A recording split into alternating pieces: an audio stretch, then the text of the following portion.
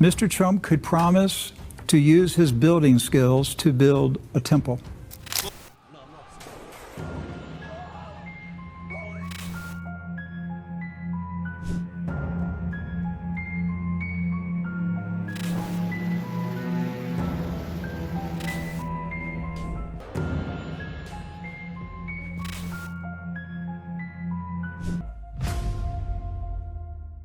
Jerusalem is shaking tonight, and people are beginning to ask a terrifying question. Is this just another disaster, or is something far more prophetic unfolding before our eyes? Thunderous sounds echoed across the holy city. Strange objects were seen moving through the sky near ancient ground.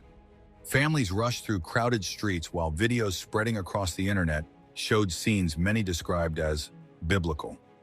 But what frightened people most was not only the destruction, it was the timing. Has Jerusalem's appointed time finally arrived? The moment when darkness begins to descend upon the holy city? Perhaps the prophecy has begun to be fulfilled in Jerusalem. So please like and share this video to pray together in anticipation of this impending prophecy. Across social media platforms, across whispered conversations in coffee shops, across the deep, unspoken fears of millions sitting alone in the glow of their screens, one sentence keeps echoing like a relentless drumbeat. God is punishing Jerusalem. It is no longer just a casual observation. It is a pulse. It is a collective, terrifying realization. It throbs beneath viral videos of tectonic plates tearing apart, splintering highways like fragile glass. It breathes under raw, unedited footage of sudden, catastrophic floods swallowing the arid deserts of the Middle East, places that have not seen such waters in generations. It bleeds through images of the skies over Jerusalem, turning a bruised, violent, and unnatural red. God is punishing us. Skeptics, of course, are quick to intervene. Scientists and meteorologists point to data, mapping out atmospheric instability, shifting climate patterns, El Niño cycles, and the complex geopolitical stress of the modern era. They treat the Earth as a magnificent but broken machine, currently experiencing temporary, albeit severe, technical failures. They argue that algorithms and social media simply amplify human anxiety, creating false psychological connections between entirely unrelated random events.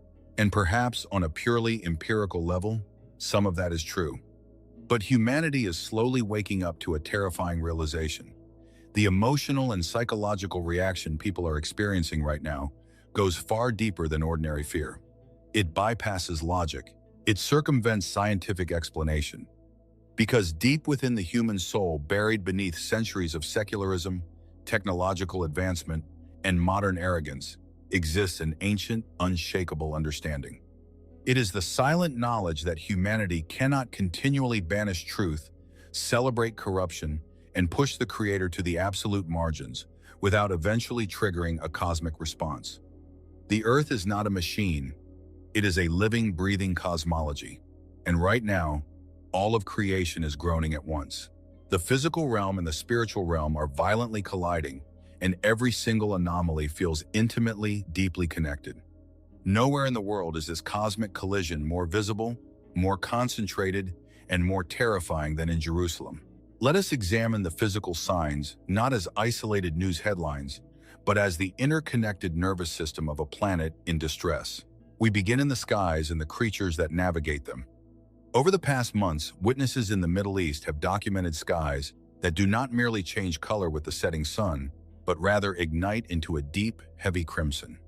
And beneath these bleeding skies, something even more unsettling is happening: the absolute collapse of natural navigation.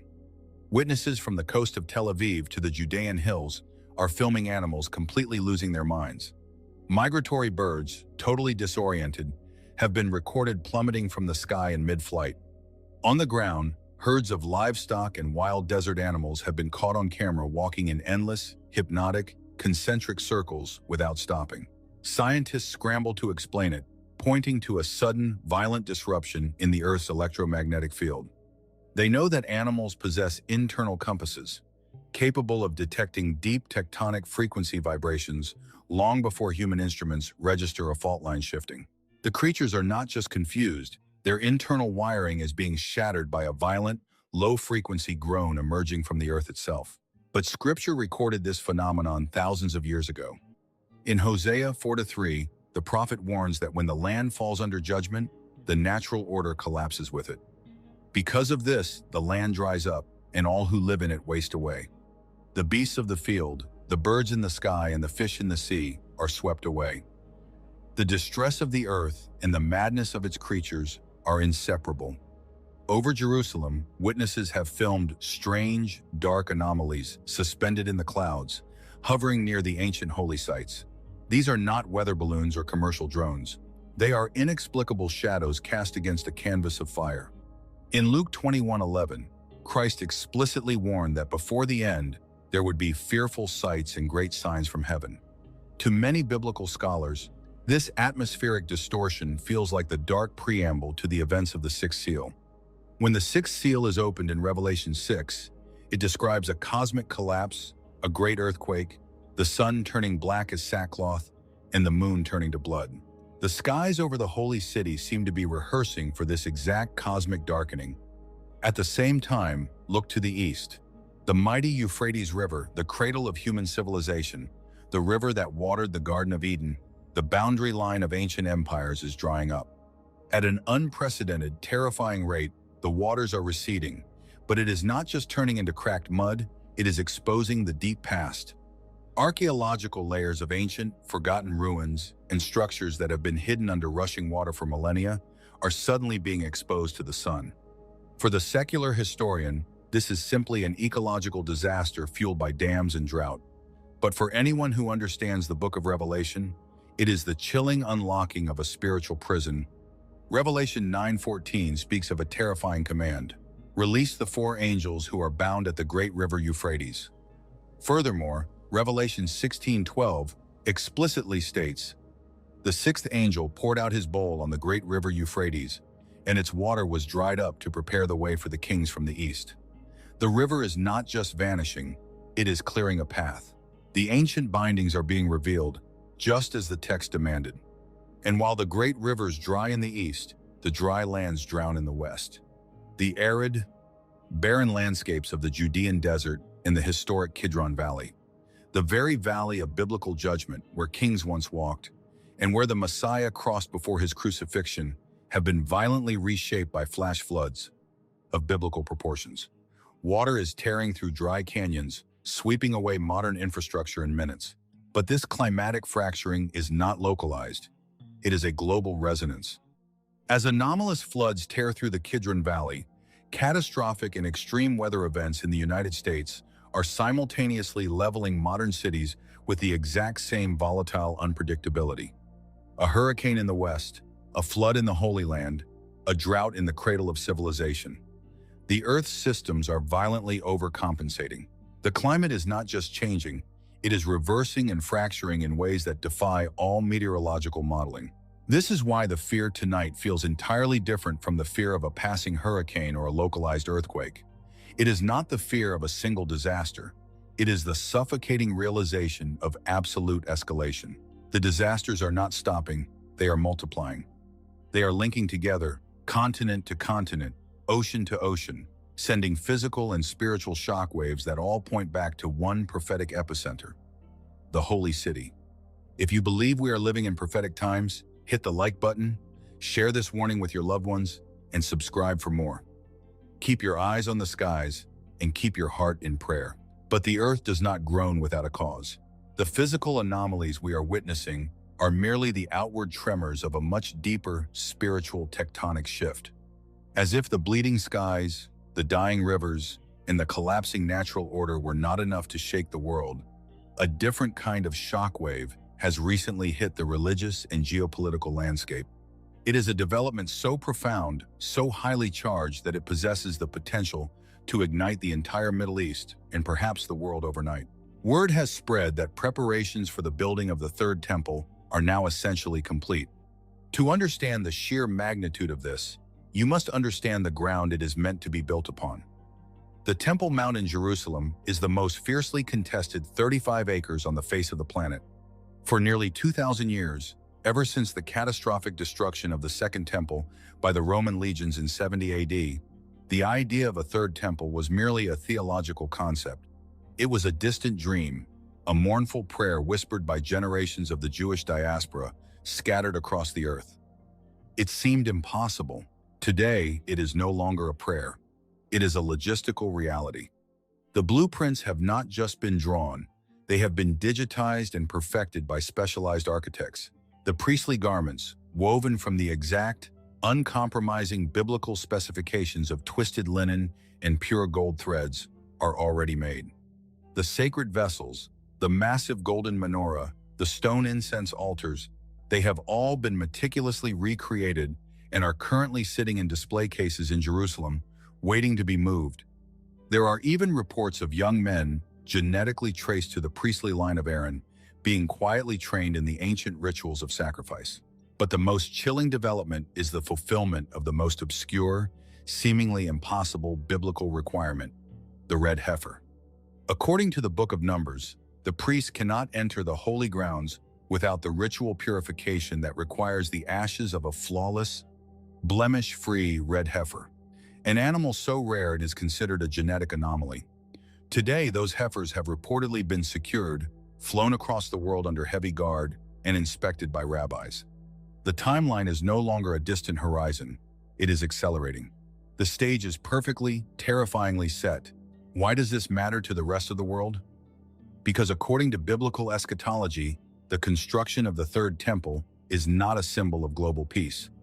It is the definitive, undeniable trigger for the end times sequence. It is the prophetic detonator that sets the final countdown in motion. Jesus himself warned in Matthew 24 of the abomination of desolation, a moment when a dark, deceptive power will stand in the holy place.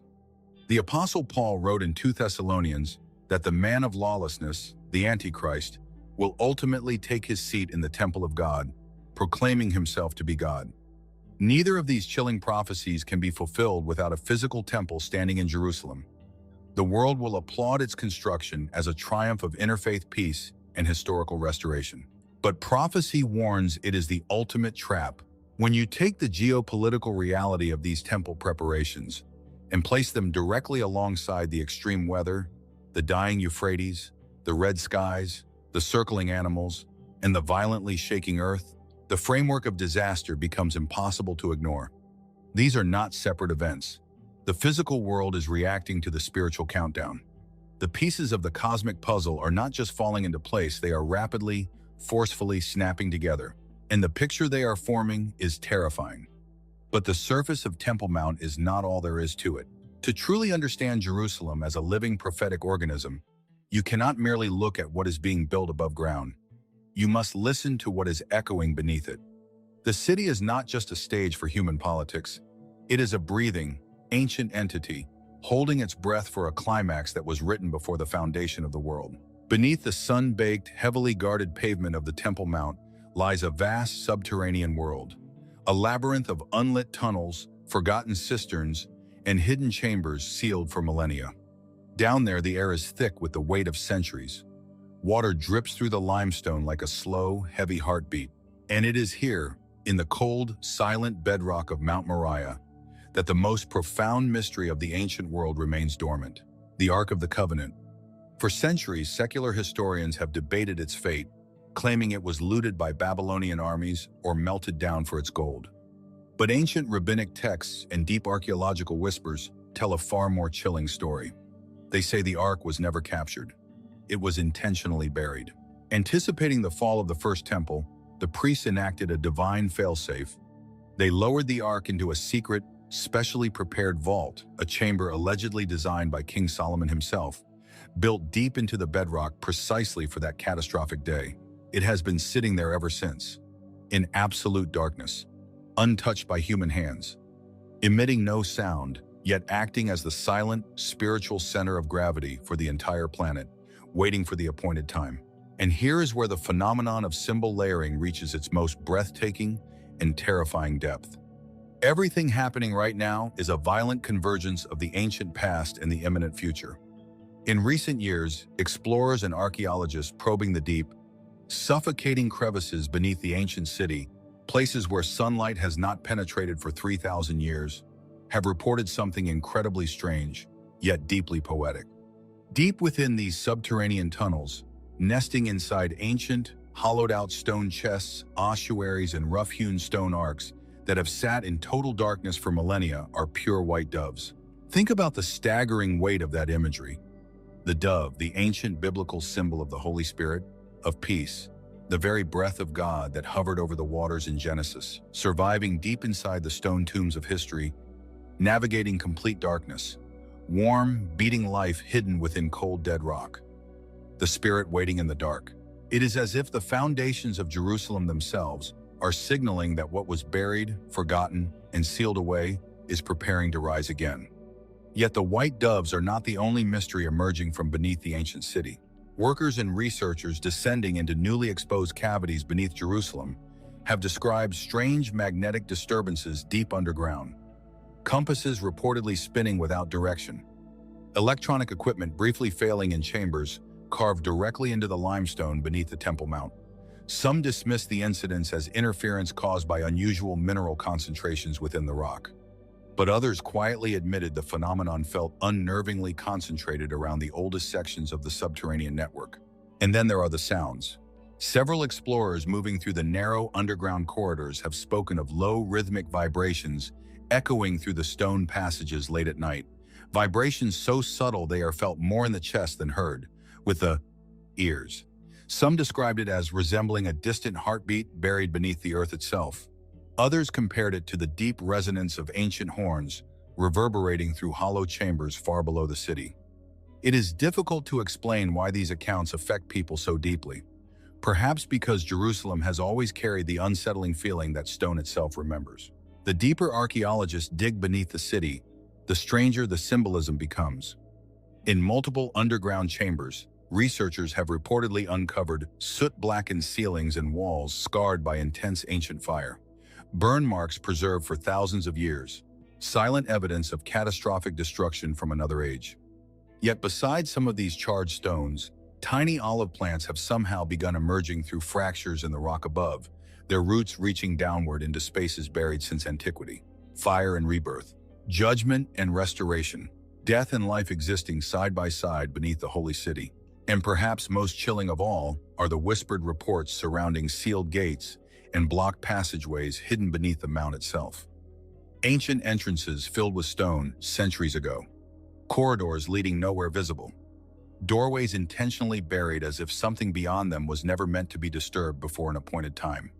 Some traditions claim these hidden pathways lead toward chambers connected to the lost vessels of the First Temple. Others believe they protect secrets too sacred for the modern world to uncover carelessly. But regardless of what truly lies beneath Jerusalem, one reality is becoming impossible to ignore. The deeper humanity looks beneath the city, the more the ancient world appears to be staring back. But brought back to what light? In biblical times, the inner sanctum, the Holy of Holies, was not lit by candles, torches, or sunlight. It was illuminated solely by the Shekinah, the physical, blinding, localized manifestation of the glory of God. It was not a gentle glow, it was a consuming, holy fire. A presence so dense, so heavy, the Hebrew word kavod literally means weight, that mortal men could not stand before it without being crushed by its purity. When the temple was destroyed, the Shekinah departed, leaving the mount in spiritual darkness. But today, something is shifting.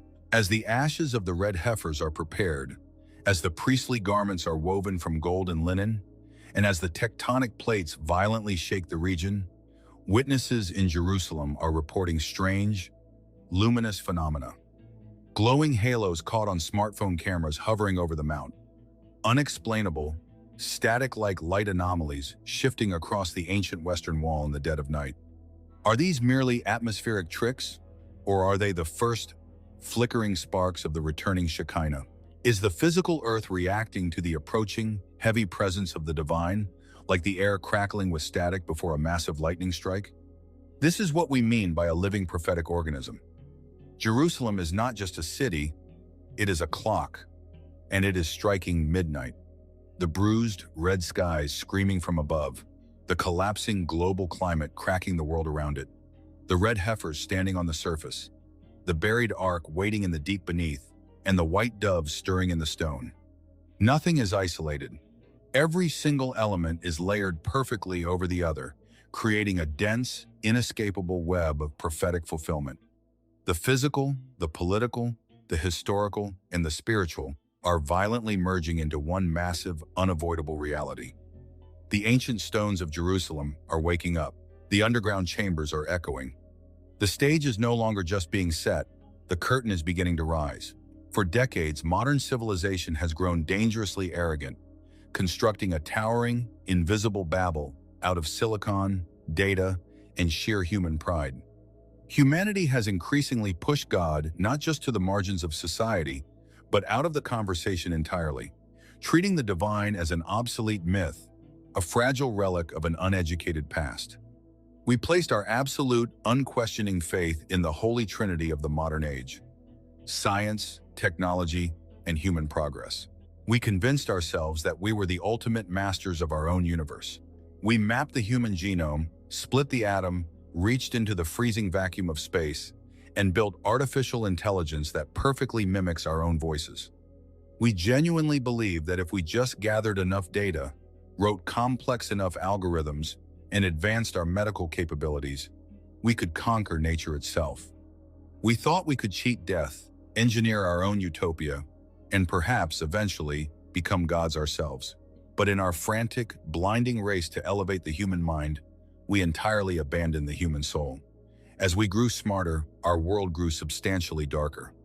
Morality became fluid, entirely relative, shifting recklessly with the wind of cultural trends and political correctness. Truth became deeply subjective, reduced to a personal preference rather than an eternal, unshakable anchor. We entered an era where extreme violence became endless digital entertainment, where the sacred was openly mocked on global stages, and the profane was celebrated with deafening applause. We built a society that possesses more knowledge, more instantaneous connectivity, and more staggering technological power than any generation in the cumulative history of the world yet. Humanity feels spiritually emptier, colder, and more profoundly isolated than ever before. We are staring into glowing screens in dark rooms, desperate for a genuine connection, while drowning in a vast, terrifying spiritual vacuum. We traded the eternal for the temporary, and now the temporary is beginning to collapse. And now, the earth itself appears fundamentally unstable. It is as if the physical world can no longer bear the staggering spiritual weight of our rebellion. The supposedly unbreakable foundations we trusted to keep us safe, the steady, predictable climate patterns, the robust global economy, the delicate diplomatic geopolitical order, are cracking and shaking violently under our feet. This is precisely why even the most staunchly non-religious people, the atheists and the agnostics, are beginning to admit that the world feels terrifyingly different right now. There is a palpable heaviness in the air, a static electricity of impending doom that makes the hairs on the back of your neck stand up. It feels as though humanity is walking blindly, in a collective trance, toward the jagged edge of a massive, dark precipice, without fully understanding what lies at the bottom. The comforting illusion of human control has been violently shattered. Deep down, beneath the layers of political debates, scientific rationalizations, and social media distractions, even the most hardened skeptic senses a terrifying moral truth. Humanity cannot continue forever on its current trajectory. The universe is not a chaotic accident. It is a designed moral fabric. A civilization cannot continuously rebel against the natural order, shed innocent blood, redefine the boundaries of creation, and boldly mock the divine without eventually reaping the whirlwind. The ancient laws of sowing and reaping are not just agricultural, they are cosmic. When you sow the wind of rebellion, you reap the hurricane of judgment. The earth is simply responding to the spiritual rot of its inhabitants. This is exactly what was prophesied thousands of years ago. In the Gospel of Matthew, chapter 24, Jesus sat on the Mount of Olives, the very mountain in Jerusalem that is currently recording unprecedented seismic activity, and warned his disciples of what the end of the age would look like. He didn't describe a sudden, unannounced end, like a light switch simply turning off. He described a highly specific, escalating sequence of events. He called them birth pains, famines starving entire continents, earthquakes fracturing the ground in diverse and unexpected places, pestilences shutting down modern nations, wars tearing borders apart, and rumors of wars keeping the globe in a state of perpetual panic. What characterizes birth pains? They do not start at maximum intensity, and they do not stop once they begin. They increase in frequency. They increase in intensity. The contractions grow closer and closer together, overlapping, compounding, until the pain is unbearable. A flood here, a fire there, a pandemic, a war, a red sky, a shaking ground. They are no longer separated by decades. They are happening simultaneously.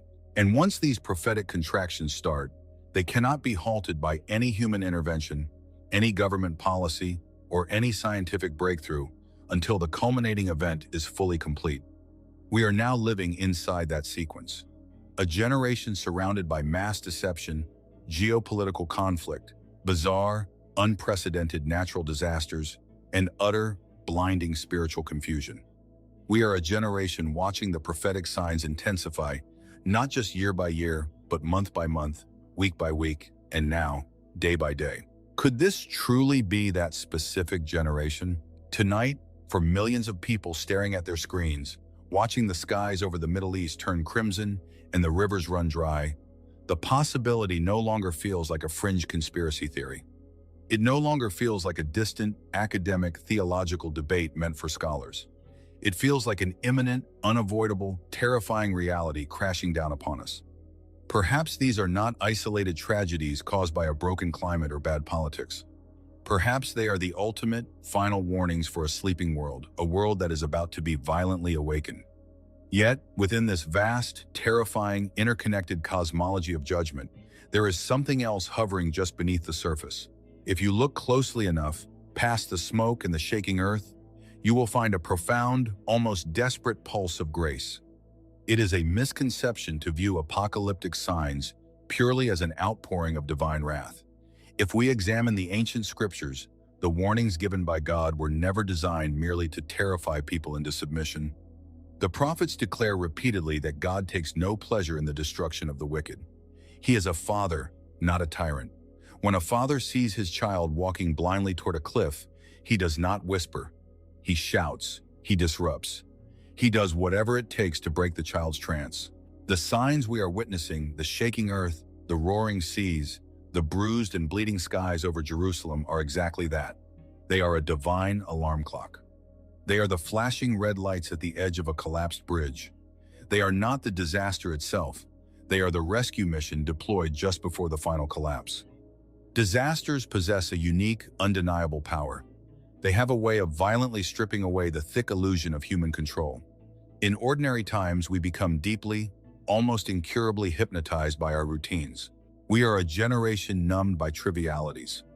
We are distracted by the endless, mindless scroll of social media, the exhausting pursuit of fiat currency, the bitter, theatrical theater of global politics, and the superficial, fleeting desires of the flesh.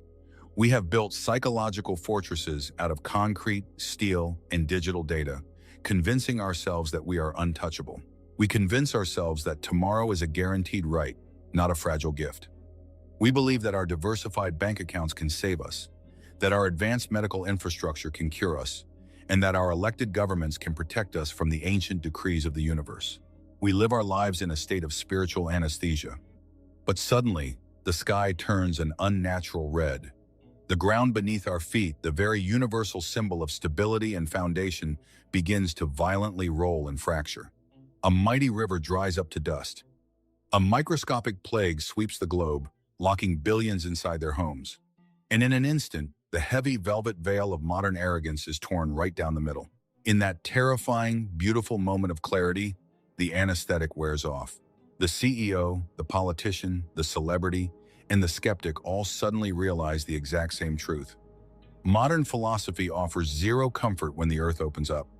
People remember how incredibly small, how astonishingly fragile, and how utterly, completely powerless they truly are against the forces of creation. There are no atheists in a falling airplane, and there are no skeptics when the mountains begin to tremble. These escalating signs, therefore, are not just acts of judgment. They are an urgent, merciful invitation. They are a final, roaring call from the Creator, echoing across the continents, urging humanity to wake up from its fatal slumber, to repent, and to return home before the prophetic sequence reaches its absolute, unavoidable conclusion. Maybe this is not the absolute end yet. Maybe these are just the opening tremors, the first harsh contractions of a world preparing to be reborn. Maybe we still have time, but the cosmology is shifting. The layers of prophecy are aligning perfectly, stacking one upon the other with terrifying precision. The prophetic clock ticking over Jerusalem is moving exponentially faster than humanity can comprehend, and the gears are locking into place. The profound question we must ask ourselves tonight is no longer whether the signs are appearing. The debate is over. The signs are already here. They are everywhere. They are globally synchronized, and they are undeniable. The real question, the only question that carries any eternal weight now, is whether humanity is spiritually awake enough to recognize them before the window of grace closes forever. We must remember the days of Noah. The ancient world watched a man build an ark for decades. They heard the warnings. They saw the signs. Yet they ate, they drank, they married, and they mocked him, completely oblivious to the approaching shadow of judgment. But the most terrifying detail in that biblical account is not the rain. It is a single, chilling sentence in the book of Genesis. And the Lord shut him in. God himself closed the door of the ark. And once that divine door was shut, no amount of human panic, no amount of desperate pounding on the wood from the outside could pry it open again. The time for grace had expired. The time for judgment had arrived. We are living in the moments just before the door swings shut. One day, very soon, the warnings will simply cease. The final symbol will be placed on the board. The skies will physically split open, the trumpet will sound, and the opportunity to turn back, to ask for forgiveness, to change course, will vanish in the blink of an eye. The silence that follows the final warning will be the most terrifying sound in the history of the universe. And if that absolute moment truly is rushing toward us like a freight train in the dark, then the greatest tragedy unfolding in our world tonight is not the earthquakes tearing the ground apart. It is not the unprecedented, anomalous floods wiping out modern infrastructure, or the blood-red skies over the Middle East. It is not even the wars and rumors of wars raging among the divided nations. Jerusalem is shaking tonight. The birth pains are accelerating. The tectonic plates of eternity are shifting, and the heavens are holding their breath, waiting to see how you will respond. Thank you for watching this video to the end. If this story made you think, don't forget to like, share, and subscribe to the channel to stay with us for the next revelations.